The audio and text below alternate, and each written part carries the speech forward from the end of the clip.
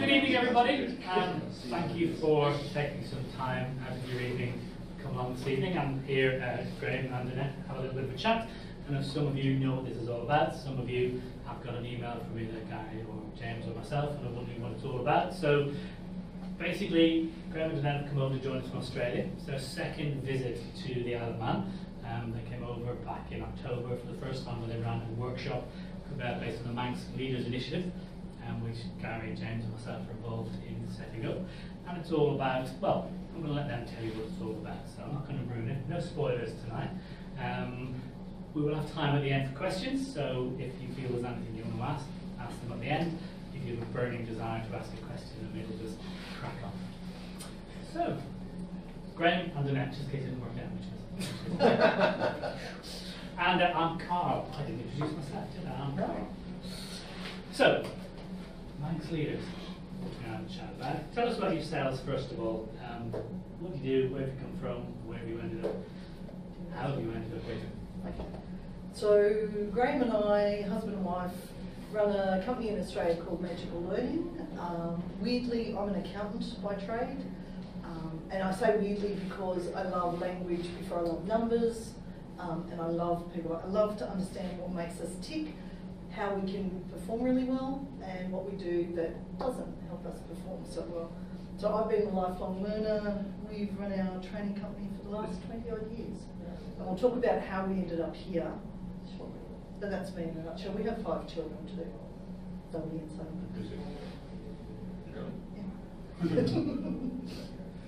Hi, Grahame. Background, banking, finance and IT. Like Danette, I've always had an interest in learning and an interest in helping other people understand things. One of my specialities used to be taking really complex IT systems and explaining them in a way that some people don't understand IT. We'll probably talk about the rest a little bit later, but 5 kids, life's awesome. Very grateful to be back here. I think it's very important to notice that they've got matching neckwear. Yes. Very impressive. So, we mentioned at the beginning that we brought you over here for the MANX Leaders Initiative. Do you want to tell us a little bit about what exactly MANX Leaders is? Sure. Quick backstory. One of the people that we've been following for 12, 13 years at least is a chap called Robin Sharma. So Robin's first successful book was The Monk Who Sold His Ferrari. He's written a number since then. We've been following Robin's programs, as I said, for about 12 years, got a lot of his live events. And he has a conference in June every year. Last June we met Gary and James. At that stage, Robin had a corporate leadership program called Lead Without a Title, and we were running the global Lead Without a Title business for Robin. He's also our business coach. So we were talking to James and Gary in Toronto. They expressed an interest in the Lead Without a Title program. They had, Carl had some visions for, the word we use a lot is transforming, whether that's right or wrong, I don't think it really matters, but transforming the island. So we continued to have conversations after the meeting finished. Robin unfortunately decided to wind down the Lead Without a Title program because he wanted to focus on his new book, which came out recently. So we've developed, because we have a fairly extensive background in leadership, we've developed leadership programs for clients around the world. So we had some conversations about what are you trying to achieve, what are you looking to achieve, who's involved, how can we help. And the MANX Leaders Initiative, on our perspective on it, is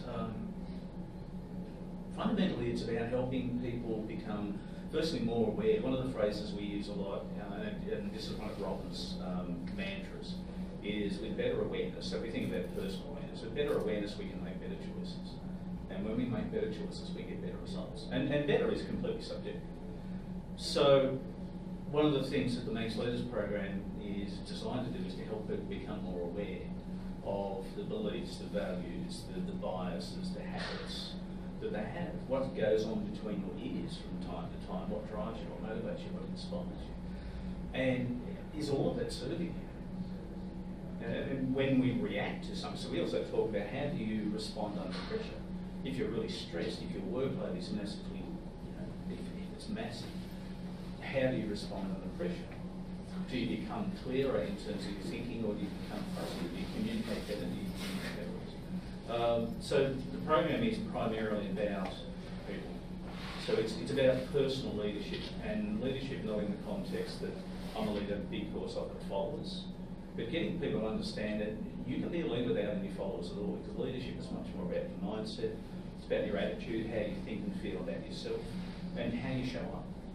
And the beauty of this is it's not just about work, because we know, past experience, personal experience, that when you shift your personal life in a way that's good for you, it automatically has ripple effects everywhere. So you become a better husband, spouse, partner, but you become a better employee, a better manager, a better supervisor, a better worker, and it ripples out from there. I think that's quite interesting, isn't it, Graham? Because we've spoken before when you first came over that it's called MANX Leaders, and I think the three of us and Gary and James have a different understanding of what leader means to us. And some people in the room may see leader as meaning a different thing coming from businesses. Do you want to maybe expand on the difference as to what we believe leader means to the term or the definition that may be out there in the business world? Really?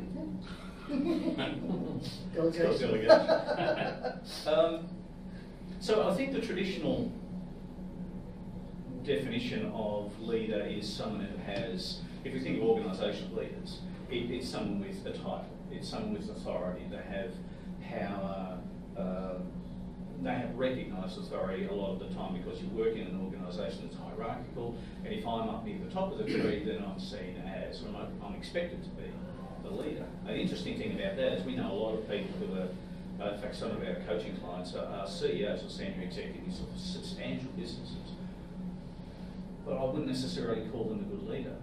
We also know a lot of people who are at the very bottom level in their organisation who are absolutely leaders. I've got a great video. Robin interviewed a gentleman who cleans the men's toilet at the Johannesburg airport, black South African gentleman. So if you look at that in context from the outside, you could excuse him for thinking, well, it's not much of a job, so I'm just going to turn up. I'll do the minimum required to get through and then get out of here, and as long as I get paid, it's okay. This guy is unbelievable. So the toilet is his office. He refers to it as his office. He holds the door open for gentlemen when they're coming in, and he smiles and he says, welcome to my office. You know, he sees himself as an ambassador for South Africa because he may be the first person that somebody travelling to the country speaks to when they come off the plane, if they go to the bathroom before they go through customs. So his mindset, his attitude is phenomenal. He has no title, he has no authority, no power except over himself, and he is absolutely a leader. So it's just getting people initially to think differently about what a leader means. And leadership also doesn't mean that we have to be that larger than life figure that everybody aspires to be like. We don't have to be up there to be a leader. It just comes back to how we think, feel and behave as ourselves. And what am I doing to present the best version of me to the world every day? Why should that matter to the people sitting in the room listening today? Great question. Then what do you think? It's a very good question. So I'm gonna bring it back to you originally, and then we'll talk about if you've got people working for you. So if I brought into this room at the moment a racehorse for every single one of you, and I could guarantee that it was going to earn over £1 million over its lifetime that you would get to take home, how would you treat it? You take care for it? Yeah? Would you give it good food? Would you give it good fuel? Good environment? So based on the average earnings on Isle of Man, based on 2017 figures, the lifetime earnings, if you work for 40 years, is about £1.89 million for every single person on this island. So imagine if we fuel people, not just yourselves, but everyone that works for you, so they come with a great attitude, they're healthy, they're excited to come to work, they know why they're there. It's like giving people rocket fuel. And when they care for each other, because there's a lot about safety, when we create really safe environments for our people, they bring their best. And when we go through change, unless we're really aware, we can think we're creating safety in our organisations, but actually what we create is the complete opposite. So we talk a lot about whether under pressure people think they're being assertive when in fact they may be aggressive. Now when aggressiveness shows up in the workplace, people detect threats, so your brain detects a threat. So it brings out the worst in everyone. So the idea is that if we teach everyone that they can have that leadership attitude, that leadership belief, one, it's good for the actual GDP of the island because everyone's going to earn more because you're all going to be performing better. But two, you're going to have people who come to work who actually get why they come to work. They're fueled by the purpose of what you do. And that for us is really important. Because if you get up every day, you may as well enjoy every day and bring something great to the community. I think it's interesting. I think a lot of people who business on the island probably have heard of all sorts of training courses and it's all out there. I know what I think, but I'm just interested to know what you think is different, you think is unique about what you bring in, what MANX Leaders brings to that's going to tell people it's not just the same standard old training course with a different sort of label on top of it. What do you think is different that helps it work? So I think fundamentally we help you understand why you do what you do, and we also help you understand why other people do what they do. We talk a lot about the neuroscience of the brain, and we use a number of models to help you understand what will create threat in a workplace, and when threats in a workplace, people perform poorly, they also make really bad decisions. And again, when you're going through change, unless you're really aware, you can be triggering threat responses in people, including yourself, and therefore making bad decisions. So we talk a lot about how you understand, how that all works, and then give you tools to actually be able to stay beautiful and calm. So we know from the science that in chaos, everyone's mirror neurons, which are things at the front of your brain, that if someone yawns, it goes around the room. They're built to create safety in a tribe. So when chaos is happening, our mirror neurons are looking for the person in the room who is most calm and assertive, because that person represents safety. Now it takes proper training to get to calm and assertive for most people. And as I said, most people, if they're a bit more on the fight end of the spectrum when they're under threat, will actually come across as aggressive rather than assertive. And even understanding what causes that, so you can make different choices. And as Grahame said, better awareness, I can make better choices, which means better results. So it's not just about the tools, it's the fact that you explain what's behind the tools. Yes. And then we obviously learn that our brains work to take it on board, because it's not learning something by rote, we're getting an explanation. So our brain understands it. So what do you think MANX Leaders is actually trying to achieve on the Isle of Man? You've obviously sat with us, this is your second time over. What is it you think we're trying to achieve with MANX Leaders on the island? From our perspective, and one of the things I skimmed over before was, why are we here? So part of it, other than the conversation that we had with James and Gary last year, part of our vision, if you like, or mission for our own company is about helping create, originally it was 1 million leaders, and then I had a conversation with someone back in Australia who was very good at math and pointed out that, on the planet of 7 billion people, 1 million is pretty small fry, and you like the ant and so now we're totally. We're in this because we know that our purpose for being on the planet is to help other people. And when we come from a position of service, and yes, there's absolutely a commercial reality to this, because we run a business, and if a business is profitable, the business is, and I'm sure all of you can understand that. So there's a commercial reality there, but the bigger picture is that round figures, Isle of Man, 80,000 people. So if we were to, sorry, I'm going to say we, if MANX Leaders were to help raise the energy level of people on the island from a 3 to a 7, and we were able to do that for 5,000 of the 80,000 people, the ripple effect from that is astronomical, and at some point Now you start small, you build a community around things that you believe in, it's being of service, it's presenting your best self every day, it's leaving people better than you found them. It's taking care of yourself first, because when you do that, you're better for everybody around you. And at some point you reach critical mass, and everybody else on the island is automatically, subconsciously affected by the energy of the people around. So you transform the entire island, and the rest of the world looks at the Isle of Man and says, whatever you guys are on, we want some. You know, and we're doing similar programs in Australia. It's slightly different dynamic, but it's the same thing. So we're in it because it's the right thing to do, it's a good thing to do, and because we can help. And I should have pointed out, one of the other things in terms of our input, our involvement, Danette and I, our plan, hopefully by the end of this year, but if not, certainly by mid-2020 at the very latest, our plan is to help create a completely self-sustainable MANX, if that's the right use of the word, if it's not, I apologise, infrastructure, everything. So we'll run facilitator training, we are giving all the IP to the not-for-profit that's been set up to run it. So at some point, we'll be completely redundant in the program, because the intent is we'll just come over and drive around and enjoy the view, the scenery and everything else. But that's part of the vision for us, is to transform the nation. And the beauty of this is because you are on a relatively small piece of soil, you know, and you are isolated in some sense, it's a perfect place to go. Perfect place to go.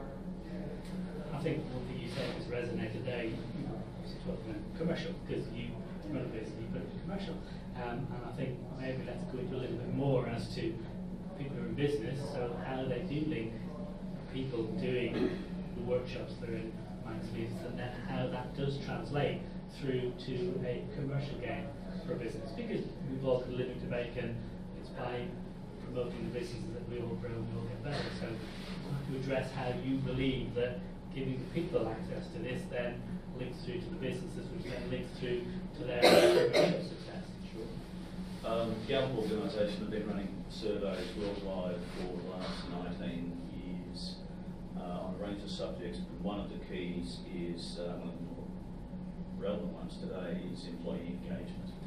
So how engaged are my people in my company?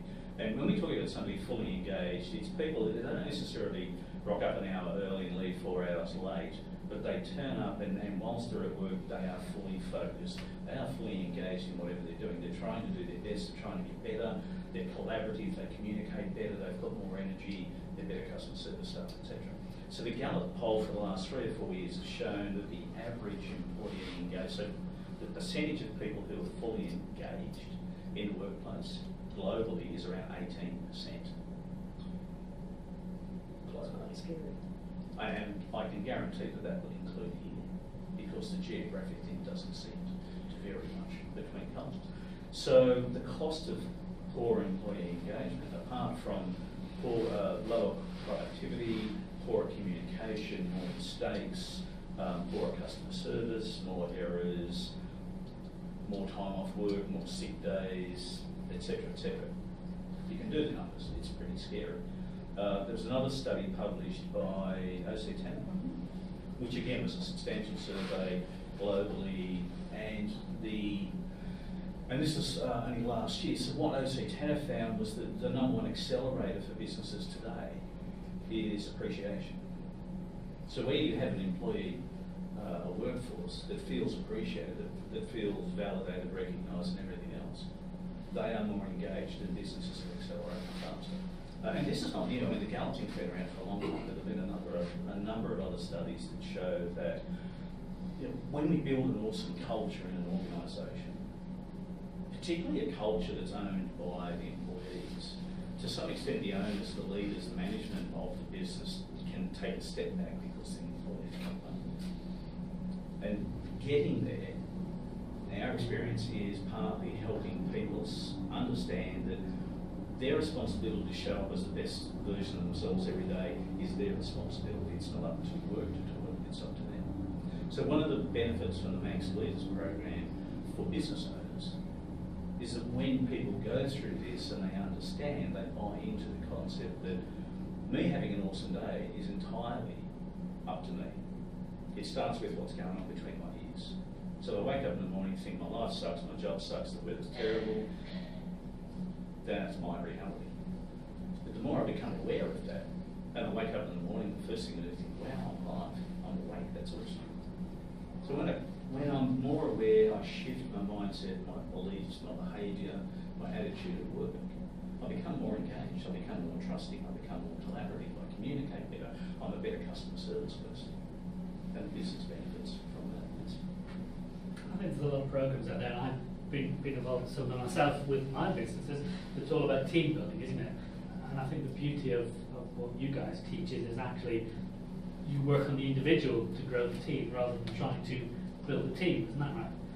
So it is a self-awareness that it teaches, and as you said, when you're self-aware, you realise it's your responsibility to show up as part of the team, not the team's responsibility to make you into a team. Is that a fair comment? And also, I suppose it's helping people understand, because we do part on high-performing teams, and it's about understanding what are the behaviours we're seeing in the workplace, and are these high-performing team behaviours or are they not? So when people stand around a flip chart and go high-performing, average-performing, they can start to go, oh, that indicator's saying we're actually on the wrong side of the table at the moment. What do we need to do differently? And again, the safety is really important. When your people's brain detect threats because the team is not a cohesive team, it becomes each person for themselves. It's hardwired because the person needs to protect themselves. When we know that, we can create great teams by creating that safety. Once you've got that safety and that each person's got each other's backs, that's rocket fuel. And the appreciation Grahame was saying, OC Tanner, their study was 200,000 people over 10 years. And they actually measured the commercial value of that, and it's massive in terms of the financial returns. So we know from that, plus the science, what you do to create really great organisations, and what you can do accidentally to actually destroy that as well. And so what we're trying to raise that awareness is these are the behaviours you need to do in order to help your organisation stay, particularly during those unstable times of lots of change. Because our natural reaction in our brain is to hunker down and look after ourselves. But what we've got to do is think about how do we create that safety for everyone. And that's why the awareness is so important. Because then everyone goes, oh, this is what's going on, how do we change it? I think it's amazing in all the workshops you've done, we've been at, is that everybody knows these words. They all fill in the same words on the flip chart, yes, with the high performing and non high performing, but they still don't have the aha moment, don't they? There's a difference between getting all the words down, but then when they see them in black and white, or blue and white, or whatever colour marker we're using on the day, they do have that aha moment, don't they? And that's the self-awareness that you're raising through this. Would one of you maybe like to go through just a quick agenda of what we cover in the workshops, just to give an idea of what it is that we talk about in the workshops? Sure. You can fill in the blanks if I leave it. So part of the kick-off is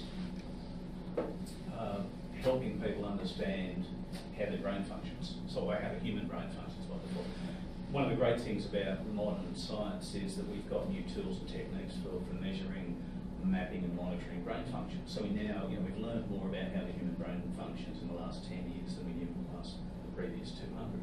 So, and there's some models that we use that have come out of neuroscience research in the last 5 or 6 years in particular, that look at how the human brain makes decisions. And Danette was talking earlier about threat and safety. So there's a model that we use that helps us understand what our brain's default approach is, whether I see somebody as friend or foe, and how I get triggered in terms of either a reward response or a threat response. So one of the examples we use is supervisor manager giving some negative feedback to an employee. And what happens in the brain in that example is the employee will often experience a threat response. And they feel bad in the moment, but that also affects their ability to think clearly. So the prefrontal cortex, the front part of their brain, when they experience a threat response, that part of their brain starts shutting down. Blood flow gets diverted back to the limbic system. So all of a sudden they're an emotional being rather than a logical, rational being. But we're still expecting them to think logically and rationally, and they're just not capable of doing it. So a big part of the first morning is really just helping understand what drives us, what triggers us, what creates both threat and reward responses. We also talk about the concept of leadership. We call it leadership 3.0. It doesn't really matter. It's getting people to understand that leadership, again, is not about title, position, authority and power. So how you think about yourself, how you think about your existence on the planet. What does being the best version of you mean? And it's not for us to tell you what that is, it's just for us to ask you the question. Now, Gary, what does the best version of you look like, day in, day out? And what do you need to do to be able to show up as that best version of you? Danette mentioned we also talk about how you build high-performing teams, and we look at Google ran a 2-year study internally to understand why some of their teams outperformed the others. And initially they thought it was because some of the teams just had smarter people on it, and actually what they found is that wasn't the case at all. And interestingly, the number one factor in the Google study in terms of high-performing teams was psychological safety. So again, we come back to this whole trust thing. If I feel safe, I'm more, and this is how my brain functions, if I feel safe, then I'm more open to being collaborative, communicative, trusting others, sharing workloads, supporting others, giving better service, all that sort of stuff. Mindset, Thank you. Jump in. Customer service. I cover so much in the 2000s. Productivity. Yeah, productivity, yes. We do quite a lot on helping people become aware of what's the actual important stuff they need to be focusing on. Because it's really, in that one, some of you may be aware of Stephen Covey's 4 time quadrants. We use that model to help people recognise the difference between urgency and importance, and actually helping them focus back on what is important to get back time rather than being busy. Language is another area that we focus on. And questions. Asking great questions. But just getting people, again, to be more aware of their language, and particularly our inner dialogue. So if we think about the words that we use, we have to think the words before we can say them. But most of us also have a lot of internal dialogue going on most of the time, particularly while we're awake. So becoming more aware of that. So question for all of you to ponder, you don't have to answer. When you look at your reflection in the mirror first thing in the morning, whether you're brushing your hair, brushing your teeth, whatever it happens to be, what is your inner dialogue saying about you at that point? Is that voice in your head saying, wow, you're amazing, you're awesome, wait, I am you, that's fantastic. Or is your voice noticing, you a few more pounds around here, and what's going on in your face, and you look really tired, you need to get more sleep. And this is so important because we go around with this voice in our head. One of the books I read a couple of years ago, the way that the person described the relationship with that voice in your head. If you externalise that voice, if that were the voice of your partner, your best friend, one of your siblings, and that person said the things to you that this voice in your head says, you'd dump them in a heartbeat. You wouldn't have anything more to do with it. But because it's the voice in our head, we believe we have to listen to it because it's in our head. The reality is actually we don't. But if I'm not aware of it, then I just listen to it. So language is hugely important. Again, one of Robin's favourite sayings, but he's not the only one who talks about it, is if we see a problem as a problem. So psychologists coined a phrase called cognitive confirmation bias years ago. And confirmation bias describes the brain's lazy tendency, because it likes to conserve energy. So if we have a particular belief or story about a person, situation, or thing, then our brain will look for evidence to back up that belief, and it will ignore, completely filter out information to the contrary. Now, once we're aware of that, we can choose to be more aware of the information by default. So if I'm telling myself that I hate my job sucks, then my brain will just look for evidence to back up the belief that my job sucks. And I will just stay in that mindset.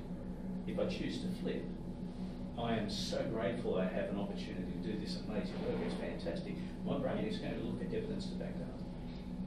I know it sounds really simplistic, and it's fundamentally true. And it works. And everything you teach is is now such a part of science, one of the fastest growing areas in human science at the moment, isn't it? Yeah. All how the brain works and the psychology of happiness and the areas that we didn't know about before. And I think MANX Leaders is absolutely passionate about making sure they keep up with that science, as the training that you guys do and that we will be doing is always the most up to date because of the way we do it, and I think that's so important. There is a science behind it, and it's the most up to date science. Yeah, absolutely. Part of our commitment, or I guess agreement with you guys and James, is to continue to offer our support in updating the program, updating the content, and taking advantage of new studies, new science, new research that's coming out. And our trainers will be doing the same. Absolutely. Continuing reading and learning all the time. That's really, really important. Do you think you could maybe share a couple of the tools that you teach with the people in the room so they take away something, a bit of a taster, so they could go home with something that we teach that? Yep. Can I ask that? Yep. So, if you're all okay, I'm going to teach you a little bit about your brain and why it's really important to breathe really well. So everyone, if you're okay, put your hand just at the back of your neck. And this is what we teach. So I figure I'd share it because it will help your awareness. You can take your hand down now. But this is where your brain stem is developed. So it's the first part of your brain that is developed in your mother's womb.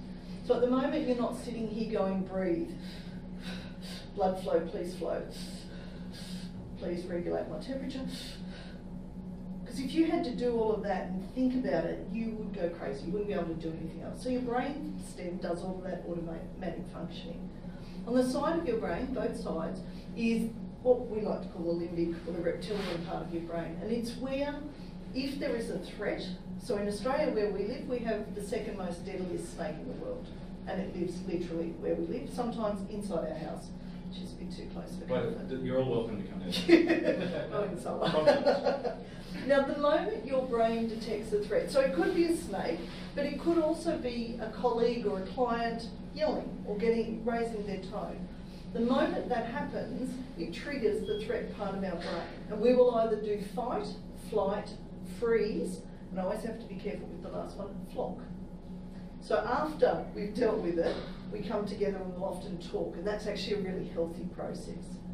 At the front of our brain is this is where we do all of our processing. So it's where we're rational, we're creative as well.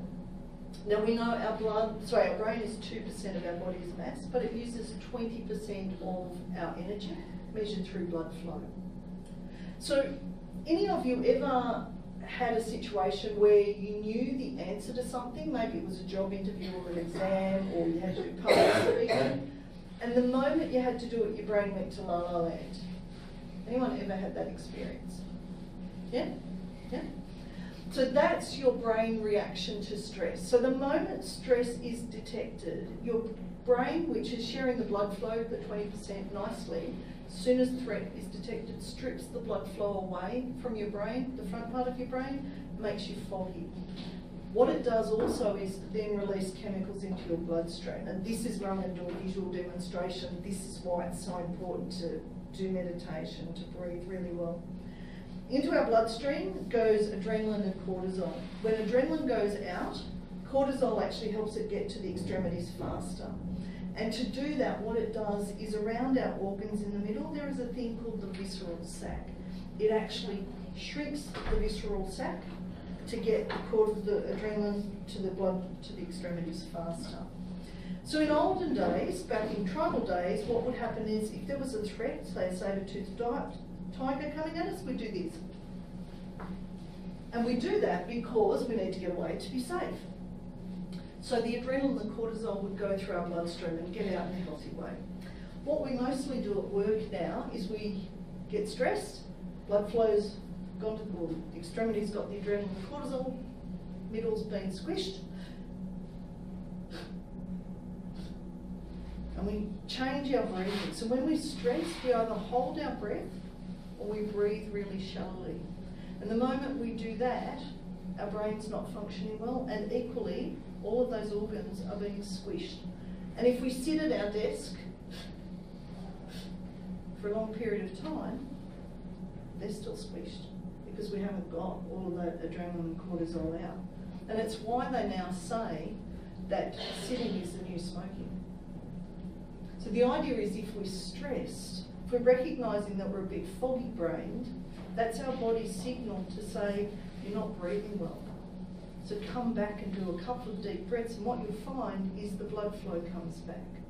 That's a really simple technique which helps you perform better when you're stressed. Because the moment you recognise I don't have a brain, it's going, just change your breath, a couple of deep breaths. And that's why they advise it. And we like to explain the science behind why.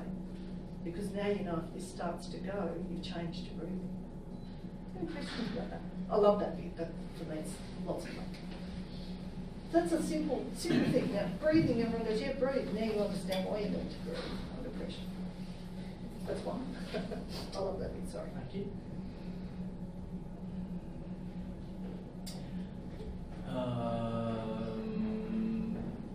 So many to choose. Actually, just going back to Danette's racehorse analogy earlier. If there were one thing that you could, and the beauty of this is that everybody can do it, it's pretty much free, and that is self-care. So one of the things we're big about is being more conscious about how you start your day. Now, Robin Sharma's been a big fan of the 5 a.m. Club, and he's talked about it for 15 years. His latest book is titled 5 a.m. Club, and he's also been living it for a long time. And people sort of get hung up on the idea of getting out of bed at 5. And I can sort of understand that because it's a bit fresh over here. But it's not so much about getting out of bed at 5. The idea is get out of bed earlier, so start your day a little earlier, but spend the first 30, 45, 60 minutes of your day entirely on yourself. So this is where, we exercise, we do some journaling, we meditate, practice mindfulness, journal, gratitude. The objective is to set yourself up for a better day by starting your day better. And there's ample science behind the benefits. So if you think about what happens when we feel gratitude, because gratitude is not just an intellectual exercise, it's an emotional state. When we literally, genuinely feel gratitude for someone or something or an experience we've had, so it fires and increases our dopamine, our serotonin, our oxytocin levels. So it makes us feel awesome, but the beauty about that is it also impacts on people around us. Now, Danette was talking earlier about the fangs in your brain, the mirror neurons. So scientists have been talking about this idea of emotional contagion for some time, that we pick up on the emotional state of other people around us. So if you institute a ritual in your life where you spend time in the morning practicing self-care, so you do things for you that are just for you, that make you a better version of yourself, that make you feel more, give you more resilience, more calm, relaxed, more mindful, all that sort of stuff, then you have a better impact on everyone around you. The analogy we like to use, when you fly and the air staff do the safety demonstration as you're taxiing out, and they talk about if oxygen's required, a mask will drop down from the panel above you. And without exception, they always say, put your mask on first. And when you're breathing normally, then you can help those around you. So self-care is your oxygen mask. But what a lot of us do is we give our oxygen to everyone else because we tell ourselves that they're more important than us, and that's not true. And I'm not saying that you're more important than anyone else in your life, but you are as important as everyone. So when you take care of yourself first, every day, you are a better partner, spouse, employee, manager, owner, colleague, friend. That all starts there. So one would be, think about your morning ritual, your morning routine. How do you start your day? And if you don't start your day with self-care, do that. And just to add to that, you'll know when you're not doing this, and pardon me because I'm about to slightly swear. You can edit this out. But we always know when our coaching clients are not doing self-care, because they'll all come in and they'll say, Danette or Grahame, whichever one of us is coaching, everybody is pissing me off. I want to take my phone and throw it, and I want to just go and find a deserted island or a cave and hide. And what the body, because your body's really smart, and we often don't listen to it, but what it's saying is you've been really generous, so the oxygen mask, which is your self-care, you've taken that away from you in order to help everyone else. But there comes a point in time when your body actually goes, you need to look after you, And it gets really resentful, so you'll get resentful, you will want to find a deserted island or a cave.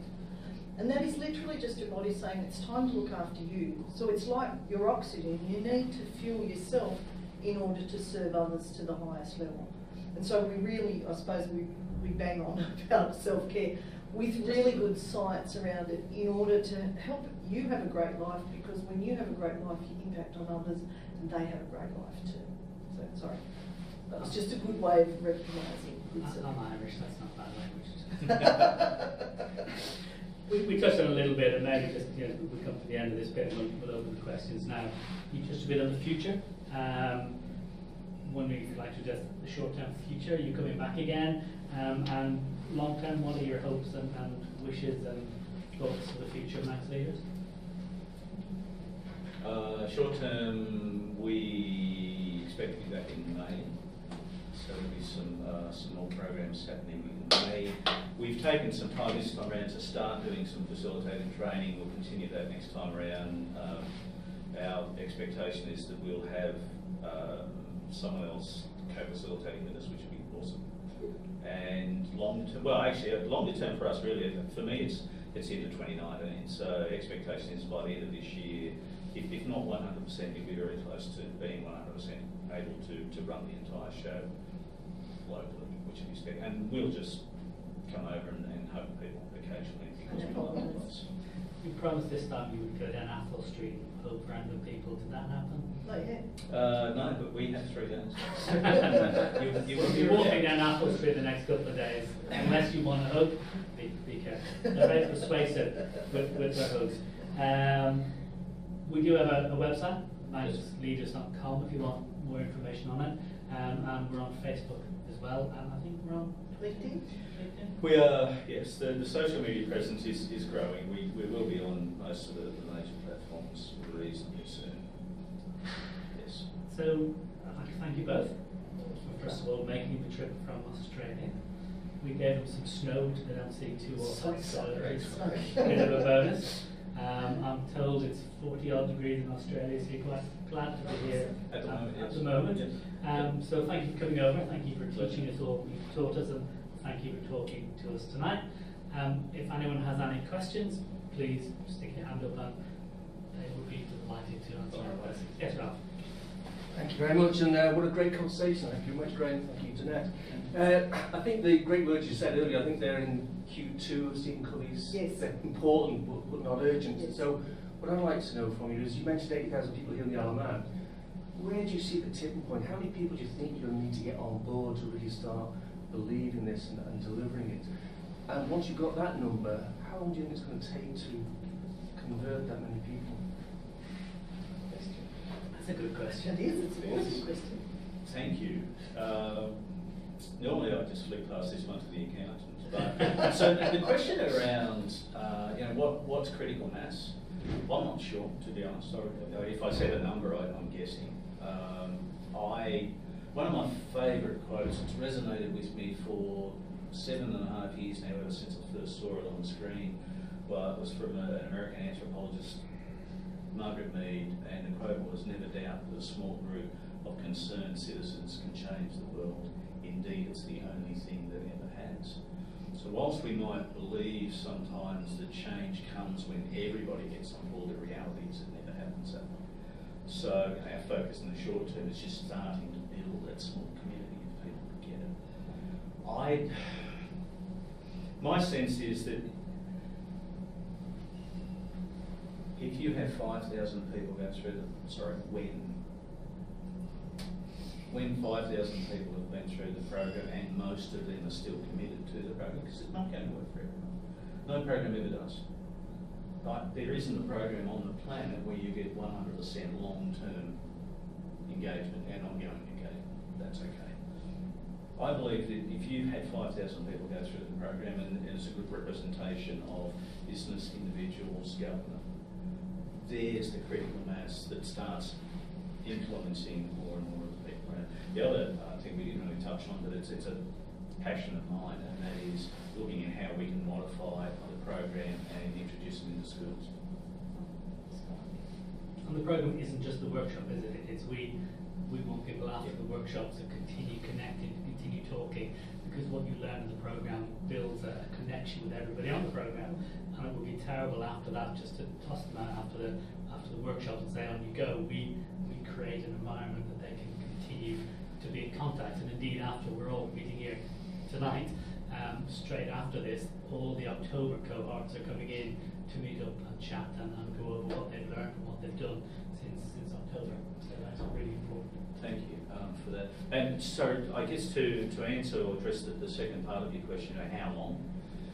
I think 5 years is an absolute minimum. I think generally this is a long-term thing. It's not a short-term game. If we were looking at this thinking we can have complete global domination or Isle of Man domination in 3 years, it's not going to happen. I think realistically 5 to 7, probably more towards 7 years. And it may take a little longer than that.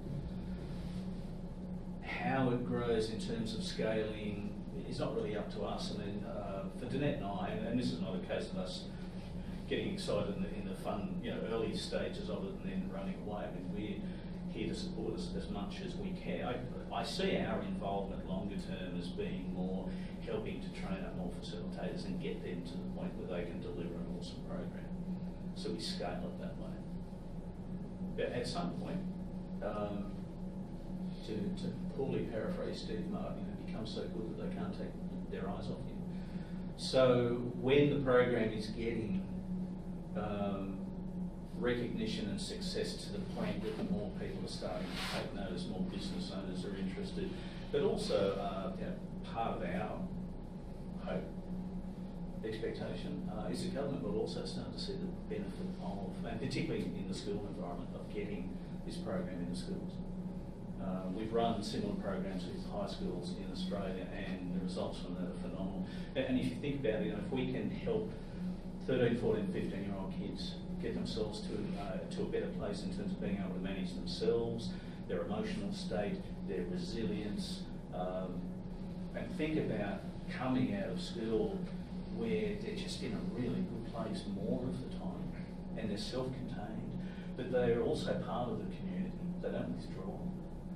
Then a lot of the problems that we are trying to fix with people in their 20s, 30s and 40s, in a lot of cases are not going to arise.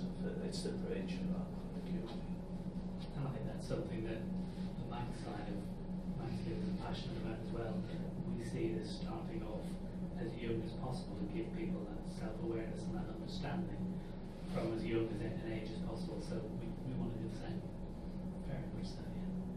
With my accountant's hat, as you start to get the results here, there's an opportunity to export it as well. Answer your question, Mark? Thank you. I'd like to ask you guys, how do you monitor the progress and the results? Do you have a sort of a data collection where you can share with the guys, like say, well, we're doing well here, or that training course last year, they didn't quite get it, or is there kind of a process where you know that you're actually gaining the steps that you're hoping to? There is it's a part of the infrastructure we're building behind the program at the moment is around collecting and then being able to analyse that data. So it's having participants go through a self-assessment, and where possible, if a participant works for an organisation, getting their supervisor or manager involved in the assessment as well. So we've got a pre-assessment of the person, they go through the program, and then we do a number of post-assessments. Normally it'll be a month after, 3 months, 6 months, 9 months, 12 months, to see what's shifting for them. And again, where possible, where the participant is open to it, getting that sort of evaluation from their supervisor or manager is also much more valuable. One of the things that we've also, that Carl mentioned, we've got a follow-up session, so it's not just doing a 2-day program and then see you later, bye, good luck, because that doesn't work. So we will be providing, or the program will be providing monthly group coaching calls or catch-ups. And one of the other options is also to identify people who might be really struggling with some aspect of the program or something else that's going on, is to offer some additional support for that individual.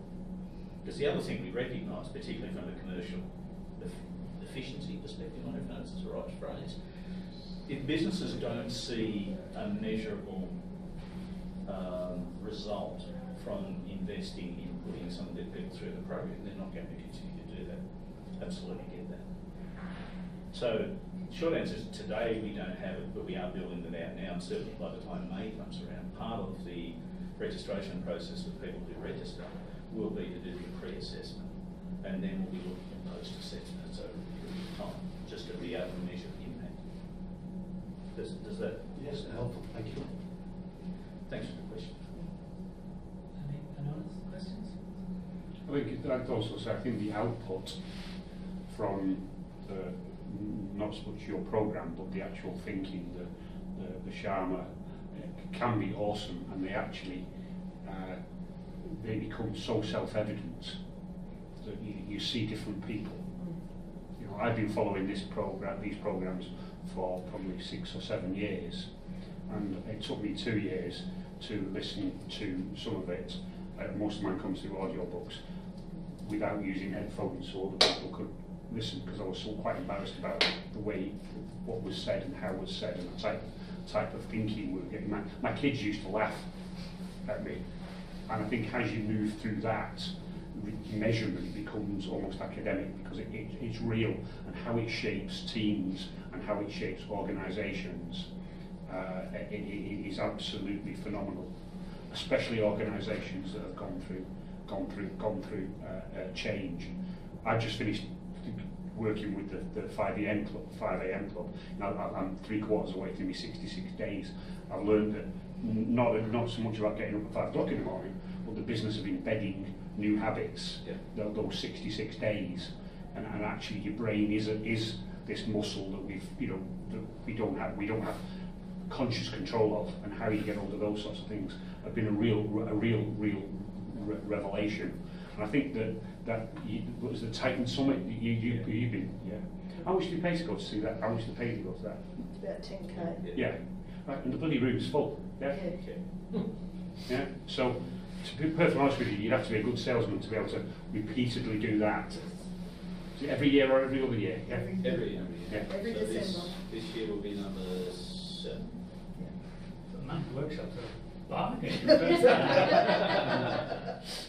We know words so we can share. It's just like a different level. It's not just all those with Robin. But again, we invest heavily in our own learning and education, substantially, every single year, because we get the value of learning more so that we can share. But Carl, you look at the opportunity for our department, in the change that we've put people through. Yeah. We've virtually made them walk the plank 50 foot up in the air without any form of support. I think that process is so the opportunity there is absolutely fantastic. How did you get on this time with the program? How many sessions have you done this time? 3. 3 plus a specific leadership one, which was designed for an organisation, which was for just the leadership team to embed even further the stuff that's in the MANX Leaders stuff. It's amazing. Yeah. Really amazing.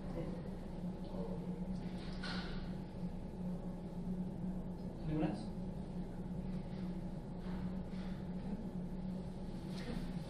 Well, thank you for coming. I hope you got something out of this evening, and thank you again for going.